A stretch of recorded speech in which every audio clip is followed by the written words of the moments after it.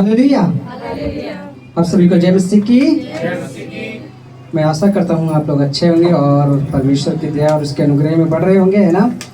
और मैं ये भी आशा करता हूँ कि आप लोग एक नए उत्साह और नए जोश के साथ आए होंगे प्रभु के वचन को सुनने के लिए, है ना।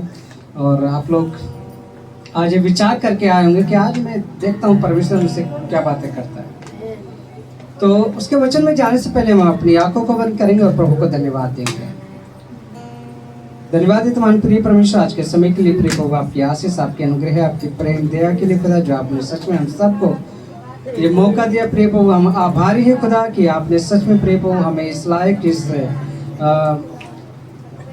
इस हिसाब से समझा कि खुदा कि हम आपके वचन को सुन सके। प्रिय प्रभु जी प्रिय खुदा, क्योंकि प्रभु आपका वचन कहता है कि क्या ही भयानक बात है परमेश्वर के हाथ में पड़ना। हाँ प्रिय परमेश्वर खुदा, प्रिय प्रभु सच में हम आभारी होना चाहिए खुदा, और प्रभु जी खुशकिस्मत होने चाहिए खुदा।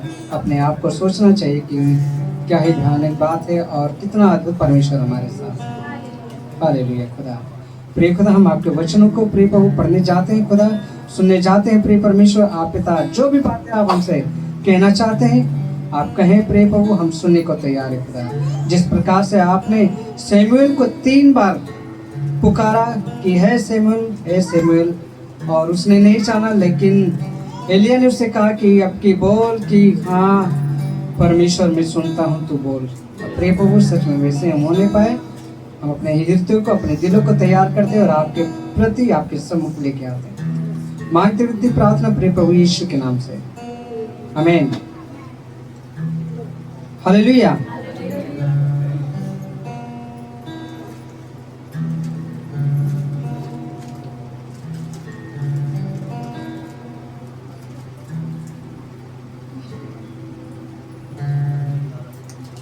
मेरा आज का विषय है जीवन आसान नहीं।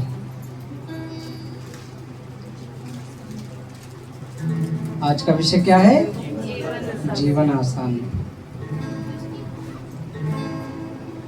हम सभी सोचते हैं ना कि हमारा जीवन बहुत आसान हो, है ना, उसमें हमेशा आनंद हो, हमेशा खुशी हो, कभी रोना ना पड़े, कभी दुख ना हो, कभी तकलीफ ना हो। इन बातों को हम लेकर क्या है सोचते हैं और आशा रखते हैं। हम क्या है आशा और उम्मीद रखते हैं कि बस हमारे जीवन में कोई कठिनाई ना आए, कोई तकलीफ ना आए, कोई परेशानी ना आए, कोई बीमारी ना आए, कोई गरीबी ना आए। लेकिन बाइबल क्या कहते हैं हमारे जीवन के लिए, आज हम देखेंगे।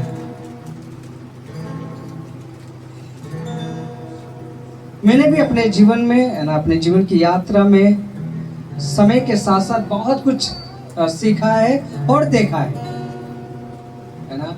मैंने देखा कि जीवन आसान नहीं, हालेलुया, है ना।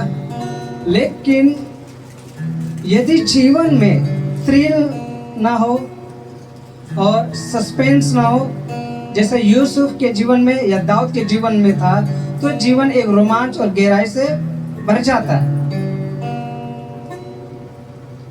अगर हमारे जीवन में क्या है एक रोमांच ना हो, मतलब कि उतार चढ़ाव ना हो, हमारे जीवन में बहुत सारी ऐसी परिस्थितियां ना हो, तो हमारे जीवन क्या हो जाएगा? फिर बोरिंग हो जाएगा। क्या हो जाएगा? बोरिंग हो जाएगा। और हमें ये सोचना चाहिए कि परमेश्वर कभी भी, है ना, हमारी कहानी या कोई भी कहानी जो बाइबल की है वो बोरिंग नहीं लिखता है, उबाऊ वाला कहानी नहीं लिखता है। आपने देखा होगा कि कैसे इस्राएलियों का जीवन था मिस्र में। आपने देखा होगा कि दाऊद किस प्रकार से परिस्थिति का सामना किया गोलियत के सामने, है ना। आपने सिमसोन की कहानी को देखा होगा कि कैसे उसने, है ना, फिलिस्तीयों से युद्ध किया। वे लोग चाहते, और हम देखते हैं कि मूसा ने कैसे उस चैलेंज को लिया कि वो क्या है इजरायलियों को छुड़ाए। वो चाहता तो अपने ससुराल में आनंद से रहता, भेड़ बकरियों को ही तो चराना होता है ना। दिन प्रतिदिन वही काम करना, सुबह उठना, नहाना धोना, है ना, खाना पीना, फिर भेड़ बकरियों को चारा देना, फिर घुमाने ले जाना, फिर शाम को आना, फिर वही खाना पीना खा के फिर सो जाना, फिर सुबह उठना, है ना। तो आप सोचो कि कितना जो उसका डेली रूटीन होगा वो कैसे होगा, एकदम बोरिंग होगा ना। जो लोग ड्यूटी जाते हैं उन्हें भी पता है कि जब प्रतिदिन पूरे 6 दिन लगातार वही चीजें करते, सेम चीज, सुबह उठना, ड्यूटी जाना, है ना, तैयार होना, तो उन्हें भी बोरिंग लगता है यार। जतिन से बात होती है तो जतिन कहता है, मुझसे चलते हैं ना कभी कहीं बाहर, दिल्ली से बाहर घूमने, है ना। क्योंकि उसे वही रूटीन बोरिंग लगता है। आप सोचे अगर आपके जीवन में सिर्फ आनंद ही आनंद होगा, आनंद ही आनंद होगा, आप कैसा लगेगा आपको,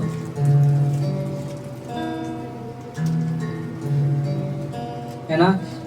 ऐसा कौन हो सकता है कि, या ऐसी कोई कहानी कौन सुनना चाहेगा या देखना चाहेगा जिसमें कोई, है ना, मतलब कि कोई लाइफ के बारे में कुछ है नहीं, सिर्फ सिंपल साधारण है ना। और अधिकतर हम विश्वासी लोग क्या है, ऐसे ही लाइफ मांगते हैं, बहुत आसान वाली, तो सिंपल वाली। प्रभु कोई बीमारी ना, प्रभु कोई गरीबी ना, प्रभु मैं बस मुसीबतों का सामना ना करूं, प्रभु तंगी ना हो मेरे जीवन में, है ना। इन बातों को क्या है, हम सभी चाहते हैं, परमेश्वर से मांगते भी हैं,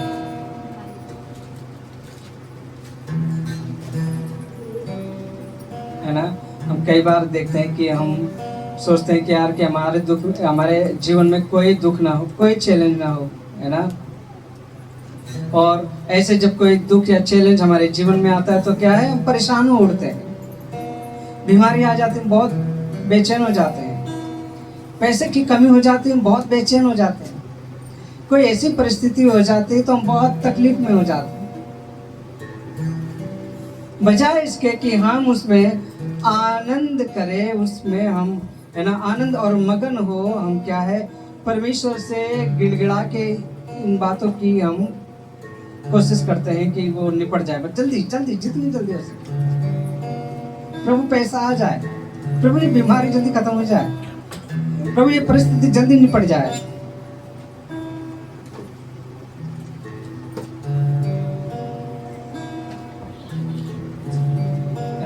कई बार हम ऐसे सोचते हैं, अरे मेरी समस्या इतनी बड़ी है ना, या इसमें बचने के लिए कोई उपाय नहीं हो रहा है, कोई शॉर्टकट नजर नहीं आ रहा है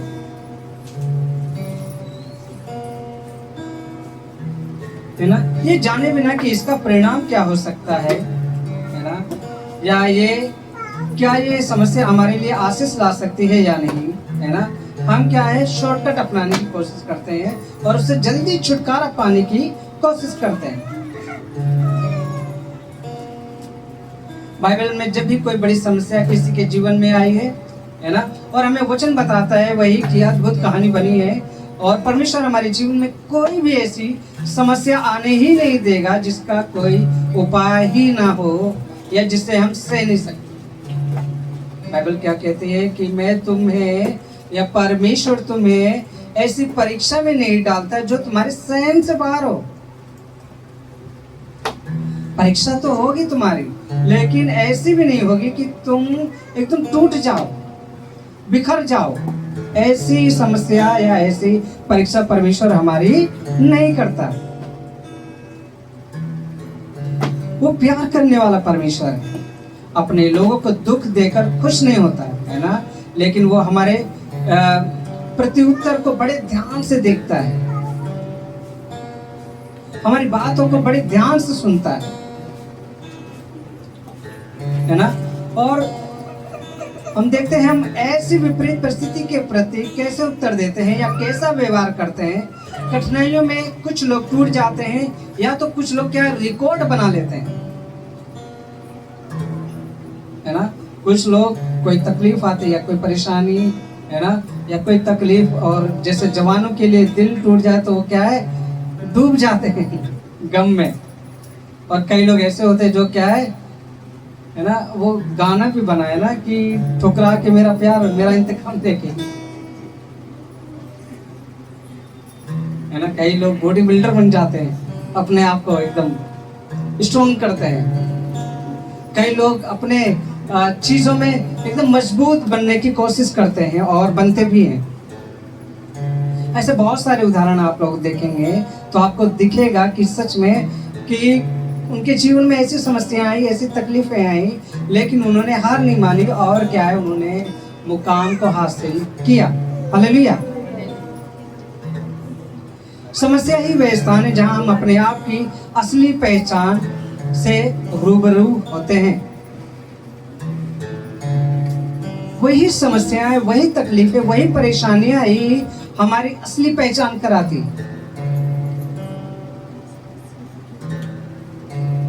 हम बीमारी में कैसे व्यवहार दिखा रहे हैं, हमारे पास पैसे नहीं है तो हम कैसे व्यवहार दिखा रहे हैं, हमारे पास तंगी है तो हम कैसे व्यवहार दिखा रहे हैं, है ना। हमारे पास परिस्थिति है तो हम कैसे व्यवहार दिखा रहे हैं, या हम कैसे परमेश्वर के सम्मुख जाकर उससे हम बातें कह रहे हैं।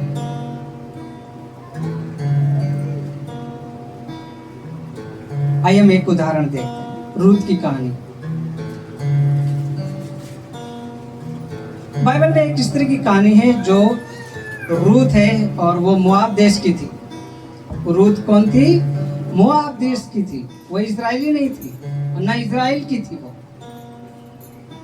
है ना। एक दिन क्या हुआ, इजराइल में अकाल पड़ा तो नौमी और उसका पति और उसके 2 बेटे, है ना, उस इजराइल को छोड़ के मोआब देश में बस गए। वहां पर क्या हुआ, वो लोग बस गए और वहीं पर उन्होंने अपने बेटों का विवाह भी करा दिया, शादी भी करा दिया मोआबिन स्त्रियों से। किससे कराया? मोआबिन स्त्री से, जो परमेश्वर को भी नहीं जानते थे। कुछ समय बाद, है ना, नौमी के पति भी मर जाते हैं, उनके दोनों बेटे भी मर जाते हैं, है ना। और फिर जब वो देखती है कि मैं अब तो यहाँ रहने लायक नहीं हूँ, और उसे पता चलता है कि इजराइल में हालात अब सही हो गए हैं, मतलब फसल सही हो रही है, सब कुछ सही हो रहा है, अकाल खत्म हो चुका है, तो वो क्या है, वापस जाने की सोचती है। नौमी स्त्री क्या है, वापस अपने देश, अपने लोगों के बीच में जाने की सोचती है और जाने की तैयारी करती है। अब उनकी 2 बहुएं भी थी, है ना। एक का नाम रूत था, है ना, और दूसरी का नाम याद नहीं मुझे। वो दोनों भी कहती हैं कि मैं भी तुम्हारे साथ जाऊंगी,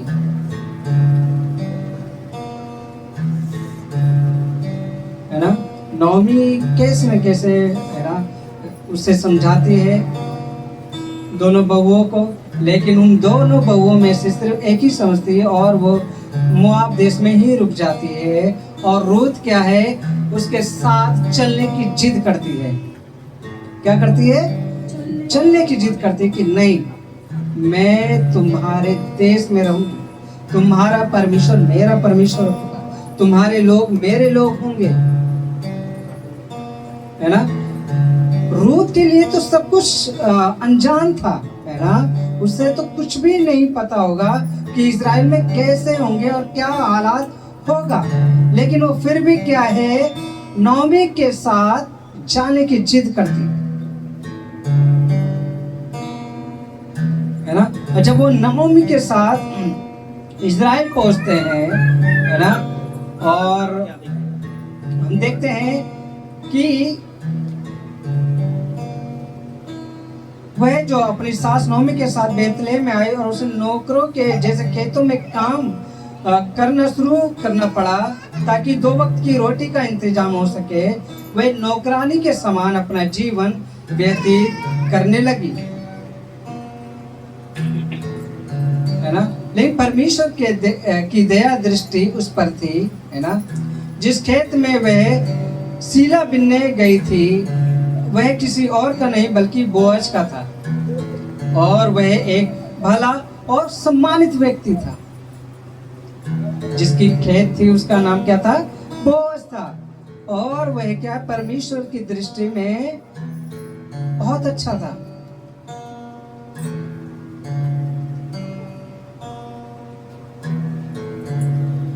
परमेश्वर ने बोअज का मन रूत के लिए उभारा, और वही रूत जो अब तक अजनबी और निर्धन थी बोअज की पत्नी बनकर पूरे देश में सम्मानित स्त्री बन गई।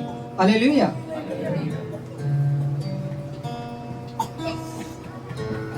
आप सोचें,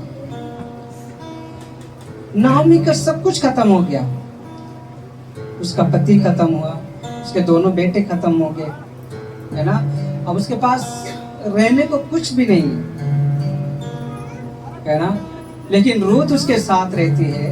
आप सोचे, दो स्त्री एक फिर से इज़राइल देश में आके, बेथलेहम नगर में आके नए सिरे से अपने जीवन की शुरुआत करना कितना कठिन हुआ होगा। शायद कई समय तो ऐसा हुआ होगा कि वो लोग भूखे भी सोए होंगे, है ना। कई बार ऐसी परिस्थिति भी आई होंगी जो कई लोगों ने ताने भी दिए होंगे। लेकिन हम बाइबल में देखते हैं कि उनका व्यवहार नहीं बदला। उन्होंने परमेश्वर पर भरोसा किया, उन्होंने परमेश्वर पर क्या है, दृढ़ता के साथ विश्वास किया। हम बाइबल में कहीं पर भी नहीं पाते कि वो उन्होंने कुड़कुड़ाया हो। पैसे नहीं है तो एक दूसरे के ऊपर ताने दिए हो, है ना। परिस्थिति ऐसी आई हो जिसमें वो लोग कुछ हद से गुजर जाने की कोशिश की हो, कहीं भी हम नहीं देखते।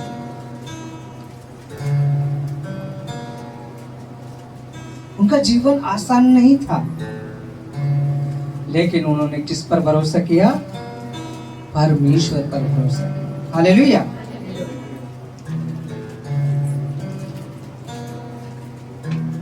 सोचिए, वहां बहुत से और भी खेत थे, खलिहान थे, लेकिन रूत को किसने बोझ के खेत तक पहुंचाया? वही परमेश्वर, है ना, जिसने उसकी चिंता की, उसके लिए योजना बनाई। बाइबल कहती है वही परमेश्वर जो मनुष्य के पैरों को स्थिर करता है, उसी ने ही उसकी सुधि ली। हालेलुया। ये परमेश्वर है जो हमारे कदमों को उस स्थान में जाने को प्रेरित करता है जहां वो जानता है कि हमारी आशीष, हमारी ताकत, है ना, हमारी बरकतें, हमारा भविष्य सुरक्षित है और उज्जवल है। तो कभी भी किसी भी बात के लिए ऐसी परिस्थिति के सामने आकर अपने आप को कुड़कुड़ाए नहीं। अब मंगलवार की बाइबल स्टडी में देख रहे हैं ना कि किस प्रकार से इजरायलियों को परमेश्वर ने छुड़ाया, है ना, अद्भुत कार्य किए। लेकिन वही इजरायली बात बात में परिस्थितियों को देखकर कुड़कुड़ाते थे, परमेश्वर के आगे वो बड़बड़ करते थे, विरोध करते थे। हमारा जीवन ऐसा ना हो।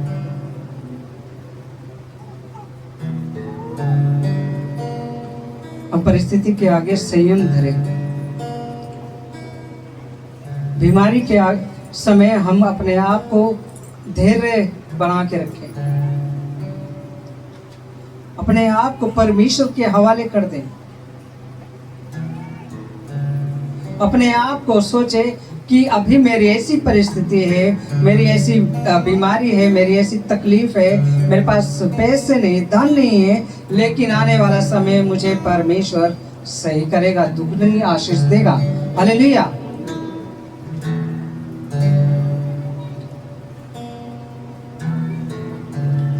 हम में से हर एक अपने जीवन के लिए योजनाएं बनाता है और बनाना भी चाहिए। लेकिन यदि हम परमेश्वर को अपने जीवन का सब कुछ मानते हैं और अपनी बुद्धि का सहारा नहीं लेते हैं, है ना, और संपूर्ण मन से उस पर भरोसा रखते हैं और अपने जीवन से बुराई को दूर करते हैं और उसी को याद करके उसका नाम लेकर, है ना, अपने सारे काम करते हैं, तो अवश्य है कि वो हमारे लिए सीधा मार्ग निकालेगा। हालेलुया। बहुत जरूरी है कि हम अपनी बुद्धि का सहारा न लें। बाइबल क्या कहती है? तू अपनी समझ का सहारा ना लेना, तू अपनी बुद्धि का सहारा ना लेना, वरन संपूर्ण मन से परमेश्वर पर भरोसा रखना। हालेलुया। अपने आप को ढीठ ना करें, अपनी सोच को, है ना, एकदम कुड़कुड़ाने वाला ना करें। बीमारी के समय, है ना, कुड़कुड़ाए नहीं, चिड़चिड़ाए नहीं, परमेश्वर पर भरोसा रखें। परमेश्वर को अपने आप को सौंप दें।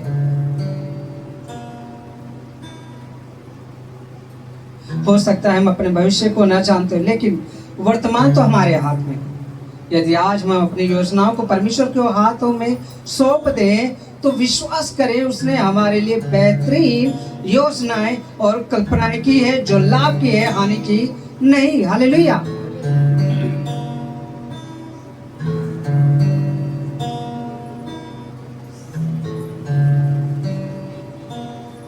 सच में नीति वचन 3:5 में भी ये कहता है कि उसी को याद करके उसका नाम लेकर अपने सारे काम करते हो, तो अवश्य है कि वो तुम्हारे लिए सीधा रास्ता निकालेगा।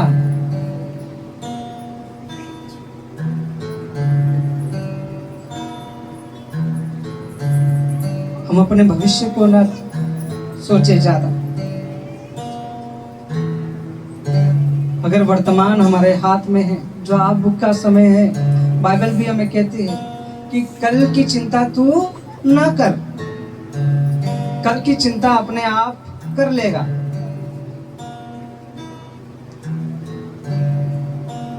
अपने आप को, है ना, परमेश्वर के हाथ में सौंप दे और संपूर्ण मन से, संपूर्ण हृदय से उसको अपना समर्पण दे दें।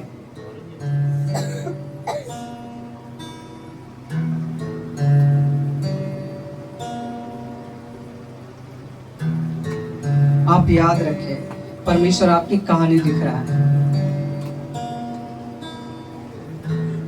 अगर हमारे जीवन में सिर्फ सुख सुख हो, है ना, दुख कभी ना हो, तो हमारा जो जीवन है आनंद वाला नहीं होगा। हम शायद एक हफ्ते, महीने भर खुश रह लें,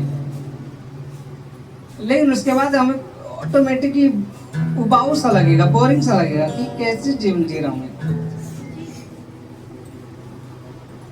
इसलिए हमारे जीवन में जब भी कोई परिस्थिति आती है, कोई बीमारी आती है, कोई तकलीफ आती है, कोई परेशानी आती है, उसको बड़े आनंद की बात में समझना है।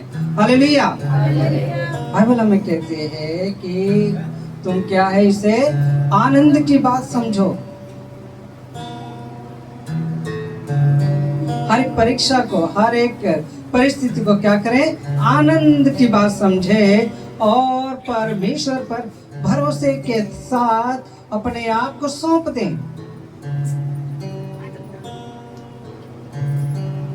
मेरा यहाँ से खड़ा होकर कहना बहुत आसान है, लेकिन करना ये आपके लिए बहुत मुश्किल है, लेकिन आपको करना ही होगा। अगर आप कहते हैं कि हाँ, मैं प्रभु की योजना में शामिल हूँ, हाँ, मसीह ने मेरे जीवन को बेहतर किया है, हाँ, मेरा उद्धारकर्ता वही है, तो अपने आप को सच में और अपने कार्य को, अपनी सोच को, अपने विचार को, अपने आप को, अपने परिवार को परमेश्वर के हाथ में सौंप देना होगा।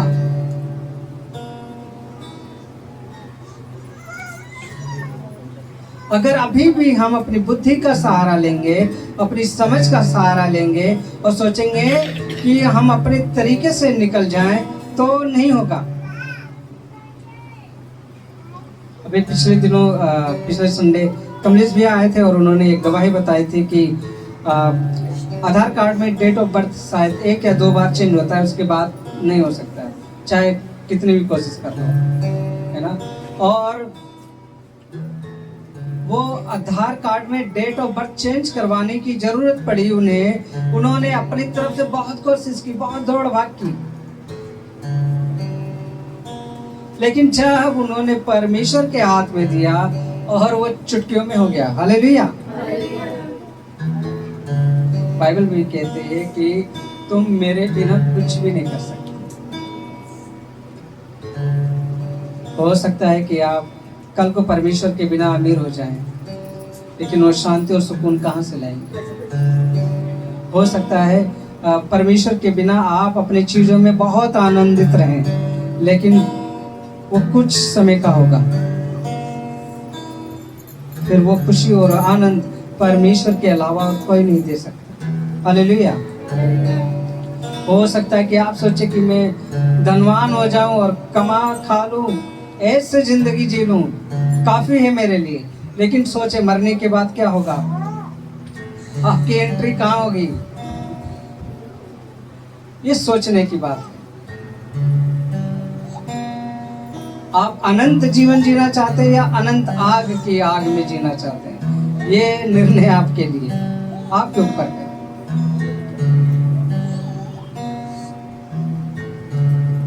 इसलिए परमेश्वर हमारे लिए एक कहानी लिख रहा है। वह आपके कदमों को उस मंजिल की ओर स्थिर कर रहा है जो गौरवपूर्ण और आशीषों से भरी है। हालेलुया। वह चाहता है कि जब लोग आपकी कहानी पढ़े तो उन्हें भी उसके अनुग्रह की झलक मिले, आगे बढ़ते रहे, थके बिना, डरे बिना। हालेलुया। और इसलिए परमेश्वर हमें गवाही देने के लिए उत्साहित करता है कि हमने कैसे उस परिस्थितियों से निकले, कैसे उस बीमारी से निकले, कैसे उस तकलीफ से हम निकले। और यही गवाही दूसरों के लिए उत्साह का कारण होता है और बचने का कारण होता है। हालेलुया। उस पर विश्वास रखें, वह विश्वास योग्य है। वो आपकी हर एक समस्या को सुलझा देगा। उस पर सिर्फ भरोसा रखे रहे, उसका हाथ थामे रहे, उसकी ओर ताकते रहे। जब बेचैन, जब तकलीफ में, जब परेशानी में, जब बीमारी में, ये ना सोचे कि ये कब निकलेगा, ये तकलीफ, ये बीमारी, ये परेशानी, मैं इसे कब छुटकारा पाऊंगा। नहीं, इसे सोचे ये इससे क्या है, परमेश्वर के नाम की महिमा होगी। हालेलुया। इससे मैं एक नए अनुभव को अपने जीवन में पाऊंगा। हालेलुया। मैं अपनी गवाही से और लोगों को बचाऊंगा।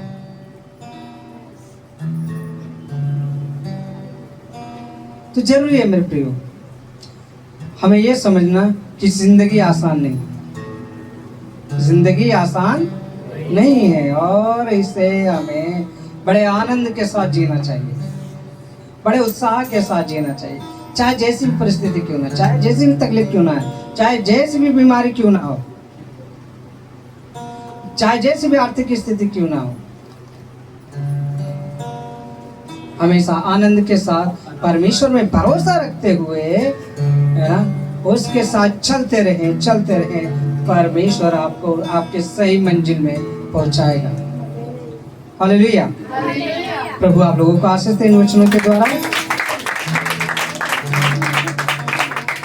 आइए हम प्रार्थना करेंगे, अपनी आंखों को बंद करेंगे इस समय।